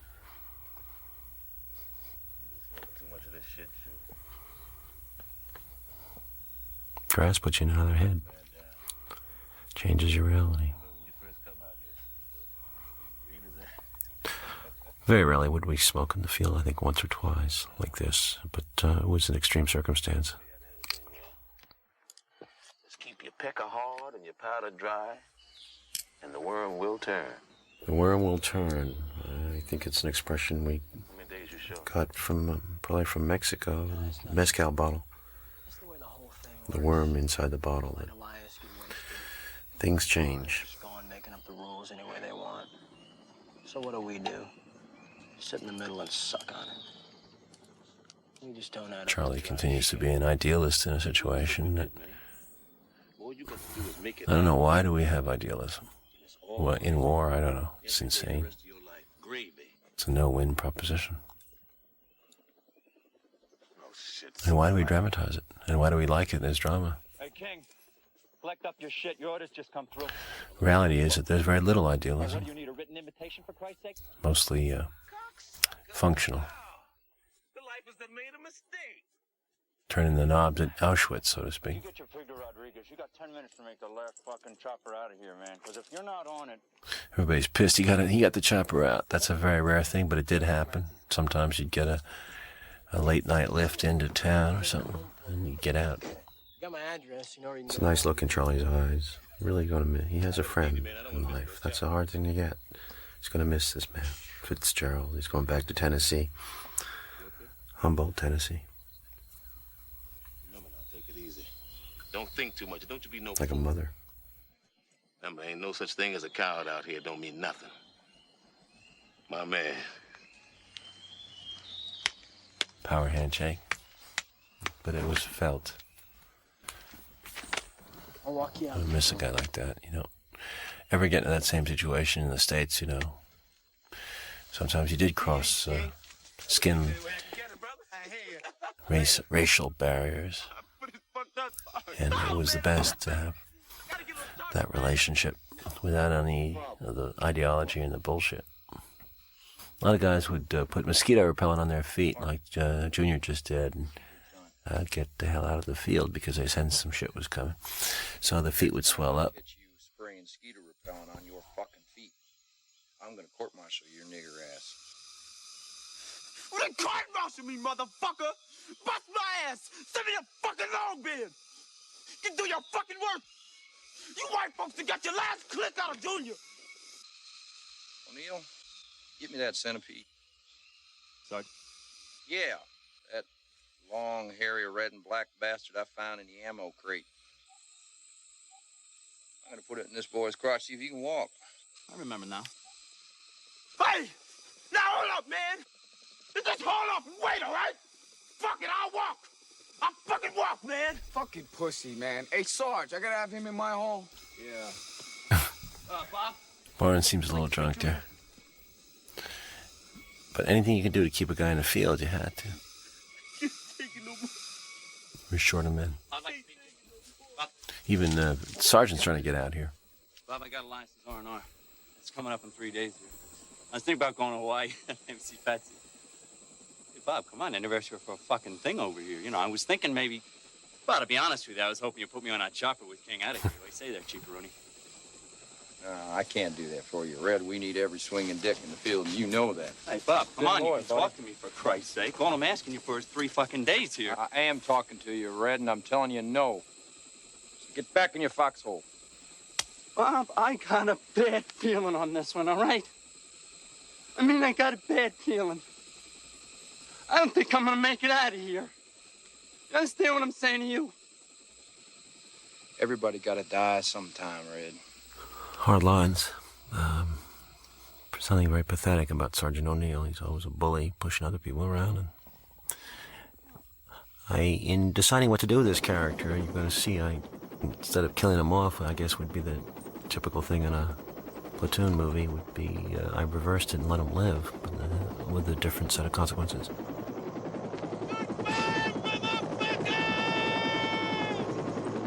But I love that exit. It's so cool. Straight up.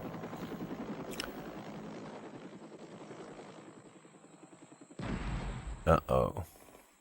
It was a fucking ambush. coming now, man. I fucking know.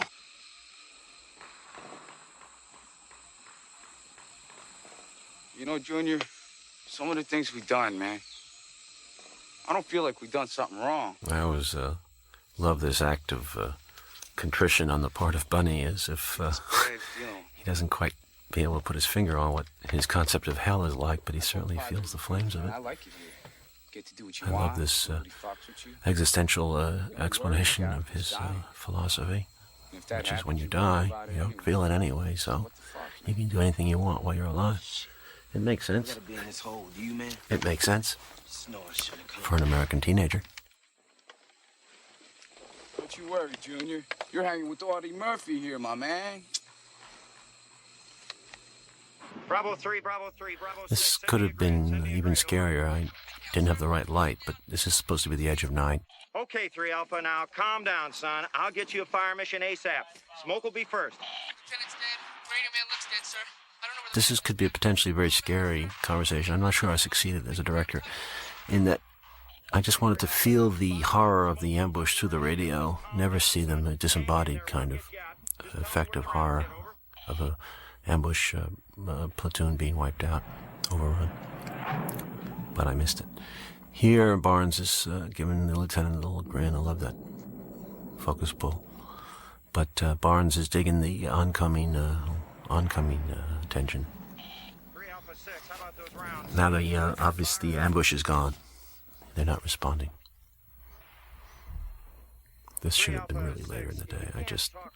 Given the budget we had and the conditions, we just had to grab what we could when we could. We were running out of, towards the end of the schedule, we were running out of time.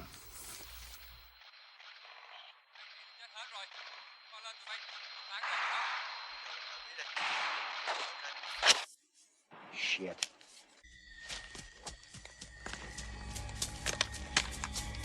In struggling to deal with how do we light this huge battle at night with a limited amount of time and money, we didn't have the money for the lighting, certainly.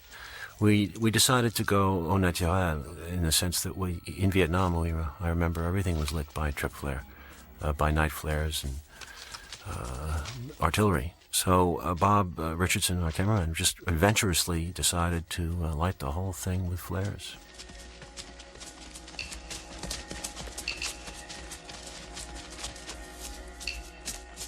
Okay, ready, and here he trips a flare. This is important. This sets off the ambush. We know that they're out there now. And at the same time, you're going to see that it's an American soldier who comes back into their purview, and they're shocked because he's coming right from the ambush. This happened to us. It's one of the most frightening things, is to see one of your own men fleeing almost naked through the jungle, and throwing away his equipment and terrified of what he saw out there. It makes you want to run out of your foxhole and leave it. We're not superheroes here. This is a very frightening position because you're isolated from your other troop. You're only 2 men in a foxhole. First of all, that's very low. You should be like 3-4 men. And you're lonely, and you're scared. You don't know what's out there.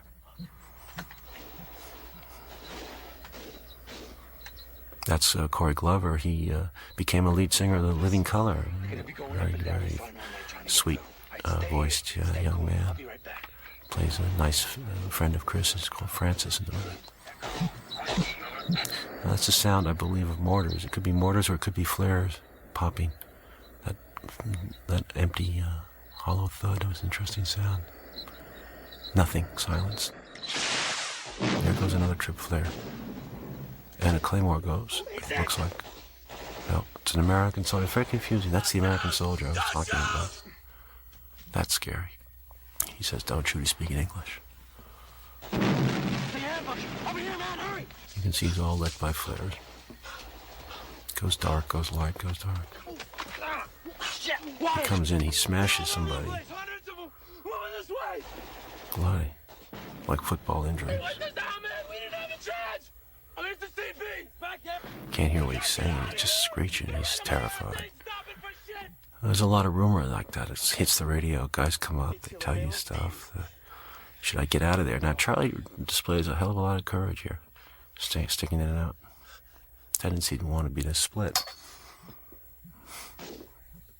There you see the NVA over there. He blows his claymores. This is, he blows them maybe too fast. He blows all three. Puts out a lot of fire. Now he's revealed his position, though.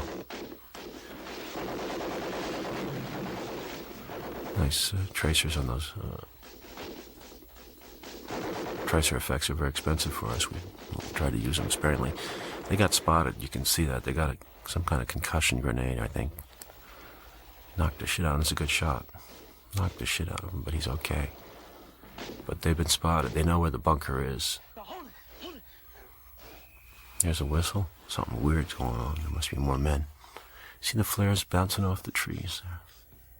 Great shadow effects. NVA on a loudspeaker. That's even more terrifying to the mind. I can't say I ever heard it myself. He knows they're in the hole and they should get out because they're going to get blown. Figures there's an RPG rocket coming in on him. This is a great shot getting out of it. Look at the way he distorts in the shadows. But he's smart to get out. You don't want to be in a hole once you've been spotted when they got heavy, superior firepower on you. And there it goes. That's an RPG. I shot that shot. I stood right in there with a glass shield and did it. That was great. Blew the whole bunker. That is scary. RPGs were dangerous. This is a little melodramatic, granted. Charlie goes nuts. He goes storming back into the NVA, sweeping over the hole. Charlie goes right out there and takes him on. It is John Wayne. I can't say I was even close to that. But he is incensed. He's not. He's on another planet right now. And Francis shares it. You know, he gets swept up in it, and they go in there. And not only does he go back into the hole, but Charlie goes nuts and goes down the hill. And after the NVA, he's gone. He's gone. He's out of his mind. It's possible. In another position, Bunny is out of. He's down to his last shells. He's got a shotgun. Junior's freaked out. He's really scared. Bunny's gone. Junior wants out. And here he goes. I don't blame him.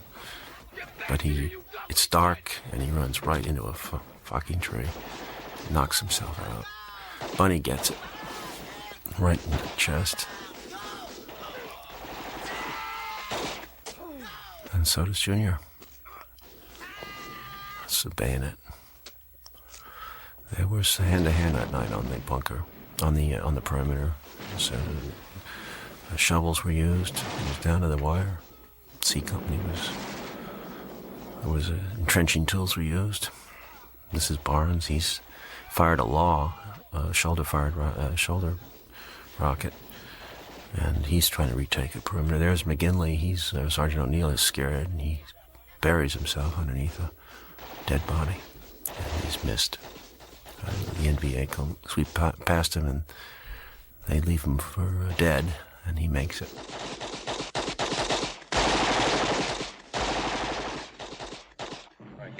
So reluctantly, I stepped in as the major. Played as a younger me. I look so much younger, but about the right age for a major. In the bunker, Central Command. Here's my staff sergeant. He's big, fat, drunk. And the NBA are in the perimeter. You can see they got in, as they did that night. And they have a satchel charge, and he's a suicide mission. There he goes. And there I go. Oh, that's a big one. Their major's bunker is gone. This is amazing. The captain is stunned. He is now on his own. Central Command is disorganized. This is a platoon sergeant. They're all confused. That's a lieutenant. Everything's breaking down. Chaos. Disorder. They don't know who's alive, who's dead. Lieutenant is stunned to hear that Barnes may be dead, so he doesn't have any support from his staff NCO. He has to make his own decision. He's lost. He wants to pull back. The captain tells him, "Where are you going to pull back to?" It's a good point. This is an amazing shot lit by flare. You see quite a huge perimeter. Staging of action. Simultaneous. Artillery, flare, NVA overrunning here. This is a little, quite big shot. It's overdone. You know, they didn't overrun it quite this way, they'd be further apart, but you wouldn't be able to get it on film. They'd be all over the place. So I had to concentrize the perimeter, make more bodies visible than would be normally in a battle. Here's a great shot too, fairly big, looks like Civil War almost. The captain is beside himself, and he is going to call in his airstrike on his perimeter. He has no choice. For the record, it's my call. Dump everything you've got left on my pause. I say again, expend all remaining in my perimeter. It's a lovely fucking war. Bravo 6 out. So they're coming down now. I think it'd be a Phantom or... yeah, here they come out of the sky. This is a process shot. We had a flyover by... No, this is an actual jet from Filipino Air Force. And Barnes is really into it. He's got his entrenching tool, and he is taking it on. He's insane. He gets shot in the thigh, keeps going, and is saved here, actually, by Charlie, who comes roaring down into his foxhole. Charlie's gone nuts, too. But Barnes doesn't seem to even know what's going on. He goes right back to work, grabs another NBA, and starts killing him. Charlie yells for Barnes, trying to help him, Where is he? Barnes doesn't pay any attention. Just could be an NBA, doesn't know the difference, goes for him. There's it. That's the war right in his eyes. And Charlie is saved by his own airplanes. Bomb goes off on the perimeter, blasts Barnes out of there, blasts the whole damn perimeter, takes it to hell. Both sides. Went to an early form of black and white here and brought back the color as Charlie's consciousness returned. That dawn was miraculous to us on the perimeter, those of us who'd survived. And I remember the concept of somehow the deer being there, that I would wake and there would be a deer, some sign of fresh life out there. It's the first thing you'd see. Getting that Filipino deer to do anything was tough. They don't have many deer out there.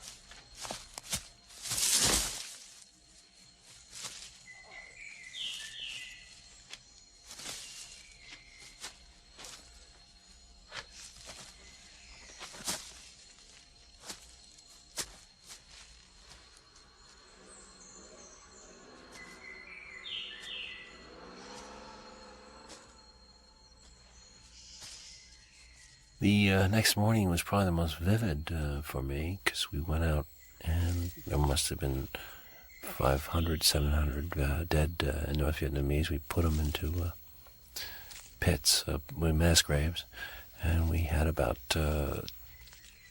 25 dead and 175 wounded of our own. So about 200 guys went down out of 600, 700. Significant casualty rate that night.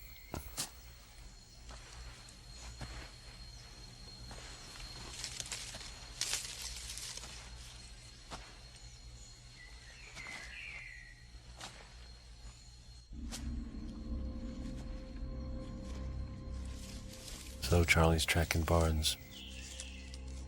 He owes him one.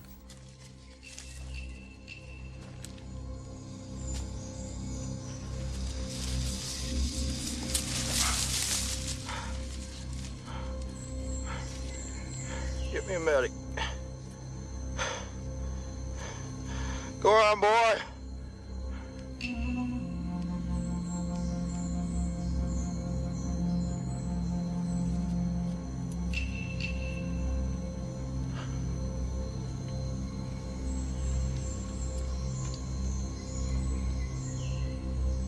No hesitation. Do it. He did it. I never shot my sergeant, so rest assured that my feelings were such that I would have shot Lieutenant Calley if I could have. Men who massacred the people at My Lai. But I think that Charlie's acting out of retribution, really, for what he did to Elias.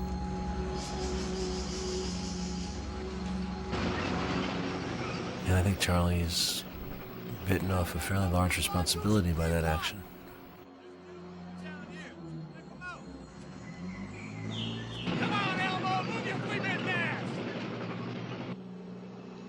Once you become a killer like that, it haunts you for the rest of your life.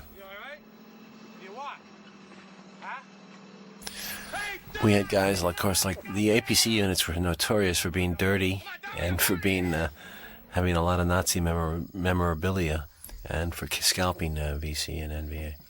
So they would come up and support us. We were infantry. They were a little different than us, and they were certainly out there. Here's a guy who was stabbing himself in the thigh because he about had it, and I don't blame him. I mean, a lot of guys did that. Yeah, that must have been some fucking fight. It was rough. The sergeant, the cowardly sergeant, Bert Lahr, made it out of there. Bunch of fucking faggots, they all left me. Here's a guy who just took an ear. These guys are scalping. Well, here's Raw. He made it through with his walking stick. He's walking around, checking out the bodies, getting scavenging. 25th Infantry there, you see that? You find something. Looks like either opium or heroin off an NVA soldier. These are the mass graves that we buried him in. He's going out on morphine. That's Charlie.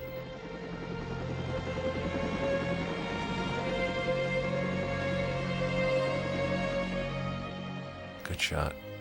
You get a sense of the bodies and the movement. Moving towards the exit, the helicopter's taking him out. There's Dale Dye. There's a true moment for Dale. That's where his feelings come out about his troops and his losses.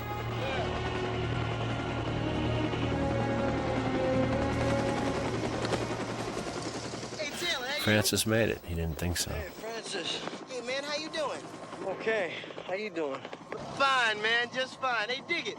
We two-timers, man. We gonna get out of here, boy. I'm gonna see you in the hospital. We gonna get a high. Yes, Twice sir. wounded. You're out for at least that. I was out for a while, then I went back in at my own volition. That's good.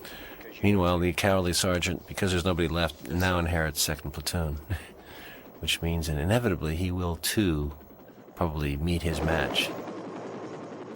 There goes Francis. There goes Chris. And we're out of here. Thank God.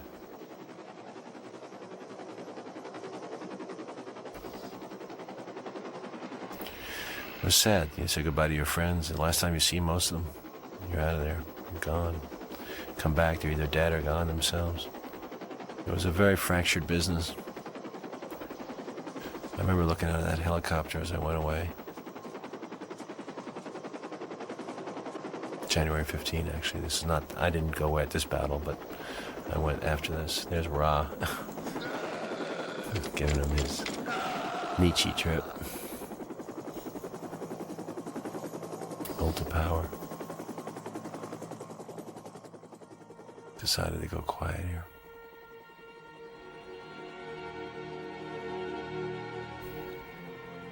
Great shot of the chopper. Dust and light glinting off it. Slow-mo. A lot of dust in the chopper blades.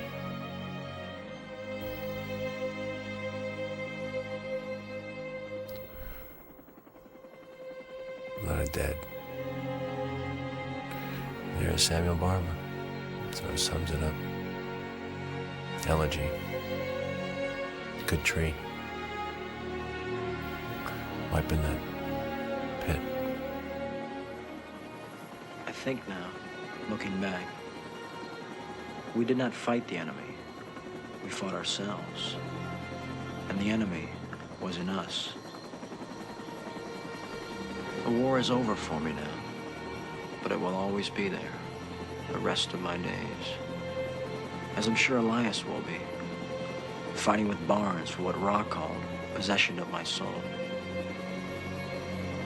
There are times since I've felt like the child born of those two fathers. But be that as it may, those of us who did make it have an obligation to build again, to teach to others what we know, and to try with what's left of our lives to find a goodness and meaning to this life. There is no enemy. The enemy is in you.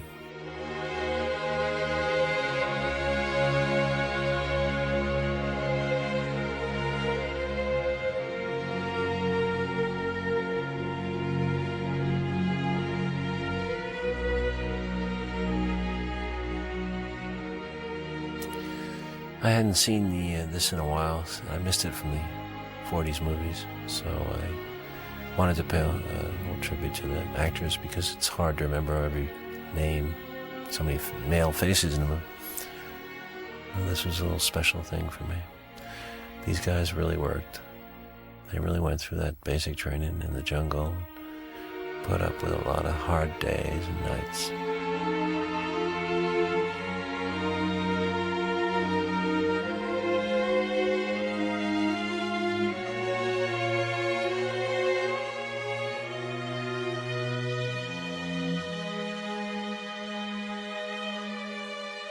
But they bonded, and they were a platoon.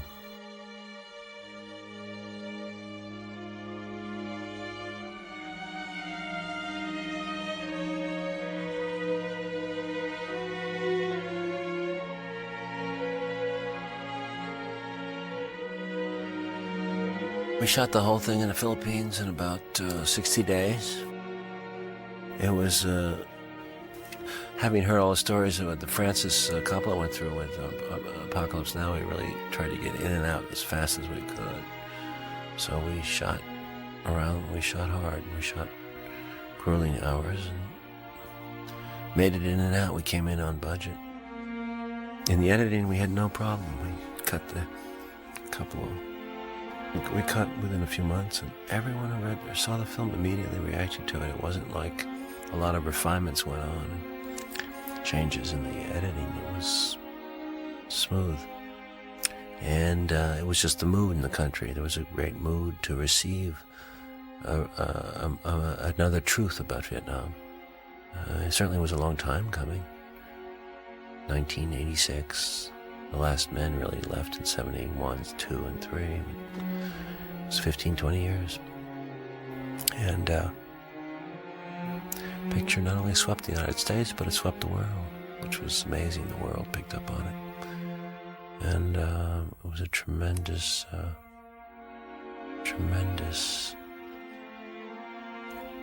respect for the veteran. And it was a long time coming.